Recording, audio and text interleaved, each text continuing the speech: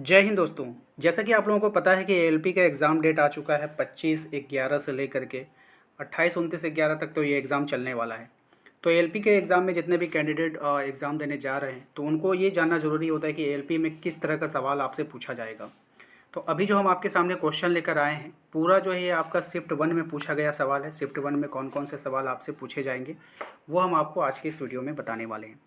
तो यहाँ पर देखिए जो जो सवाल आपके शिफ्ट 1 में आया था, ऐसा नहीं है कि प्रीवियस ईयर के सवाल नहीं आते हैं। तो इससे आपके दो फ़ायदे होंगे इस वीडियो देखने के कि पहला कि अगर क्वेश्चन रिपीट करता है तो आपका काम यहाँ पे हो जाएगा।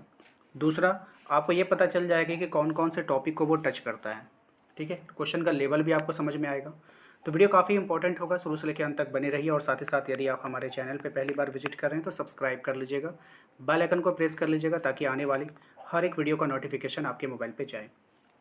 सबसे पहले सवाल में देखिए कहा गया कि रिक्त स्थान में सबसे उपयुक्त विकल्प को भरना होगा आपको। वे पौधे जिनमें पौधों के विभिन्न भाग उपस्थित नहीं होते हैं डैश समूह से संबंधित होते हैं। यानी कि आपको समूह बताना है, कौन सा समूह होगा। चार ऑप्शन है आपके पास, तो राइट आंसर है इसका थैलोफाइटा, ऑप्शन बी इसका राइट आंसर होगा। ठीक है, ये सवाल सब एग्जाम में आया हुआ है। दूसरा है आपका कि मेंडलीव के आवर्त सारणी में तत्वों के गुणों को उनके डैश के आवर्धिक स्वभाव माना जाता है। क्या माना जाता है? तो परमाणु द्रव्यमान के आवर्धिक स्वभाव माना जाता है, ऑप्शन बी हो जाएगा। क्वेश्चन 3 है आपका, जब एक परिपथ में कई प्रतिरोध श्रृंखला में जुड़े हुए होते हैं तो करंट का मान क्या होगा? तो राइट आंसर हो जाएगा एक ही रहता है। आप कितने ही परिपथ में जोड़ दो तो वहाँ पे जो करंट का मान होगा वो एक जैसा रहेगा। ठीक है,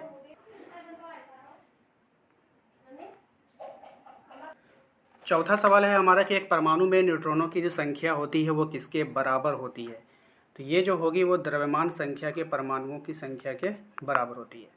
ठीक है, पांचवा सवाल आपसे जो पूछा गया था वो किस संवैधानिक कानून के माध्यम से भारत और पाकिस्तान दो स्वतंत्र राष्ट्रों में विभाजित हो गया था? तो भारतीय स्वतंत्रता अधिनियम 1947 के द्वारा। अगला सवाल है हमारा, सर्च लाइट का परावर्तक कौन सा होता है? सर्च लाइट में जो परावर्तक होता है वो अवतल दर्पण होता है।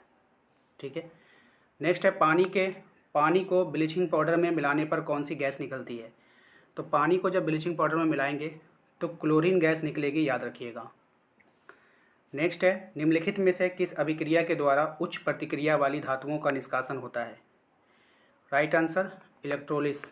ठीक है, नेक्स्ट है आपका क्वेश्चन नंबर 9, चिंतावन उपन्यास हाफ ऑफ व्हाट आई से के जो लेखक हैं कौन है? तो पुस्तक और उसका लेखक का नाम देखिए पूछता है तो अनिल मेनन। 10वां सवाल आपसे पूछा गया था कि अलैंगिक प्रजनन लैंगिक प्रजनन से भिन्न है। अलैंगिक प्रजनन में क्या होता है ये बतानी है। तो नए जीव जनक माता पिता के समान होते हैं, ऑप्शन सी। उस धातु का नाम बताइए जिसे आसानी से चाकू से काटा जा सकता है। काफ़ी अच्छा सवाल और इजी सवाल पूछा गया था, तो सोडियम। क्वेश्चन का लेवल को देखिए और किस तरह से एग्जाम में सवाल आ रहा है आपका वो भी आपको देखते चलना है। कह रहा है आपसे कि रेनवियर के नोट्स सूक्ष्म रिक्त स्थान होते हैं जो डैश में पाया जाता है। राइट आंसर माइलिनीकृत एक्सोन। ठीक है, इनमें से कौन सा एक सेप्रोट्रॉफ है? राइट आंसर होगा ऑप्शन बी कुकुरमुत्ता। क्वेश्चन 14 है आपका कि संवेग को किस गुणनफल के रूप में व्यक्त किया जा सकता है? तो संवेग को जो व्यक्त किया जाता है वो द्रव्यमान और वेग के गुणनफल में व्यक्त किया जा सकता है।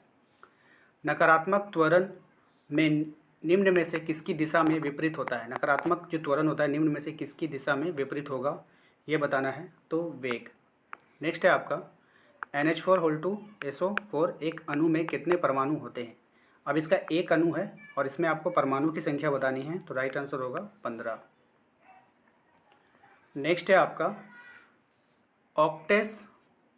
ऑक्टेक्स वर्गीकरण न्यूलैंड्स लॉ में निम्नलिखित में से कौन सा अंतिम तत्व है?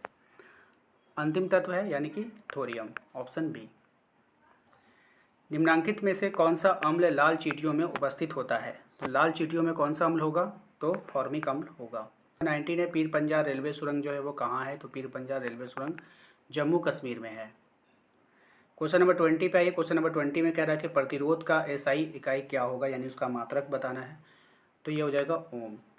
ठीक है, नेक्स्ट जो आपसे क्वेश्चन पूछा गया था कि एक उत्तल दर्पण है जिसकी फोकस लंबाई f को एक द्रव में डुबोया जाता है। द्रव में दर्पण की फोकस लंबाई क्या होगी।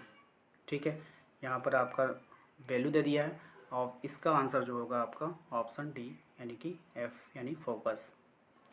तो ये था आपका सेट 1 जो कि आप लोगों का 2018 में पूछा गया था। तो वीडियो को लाइक करके चैनल को सब्सक्राइब कर लीजिएगा ताकि हम इसके बाद जल्दी जल्दी आप लोगों का प्रीवियस ईयर सेट करवा पाएँ।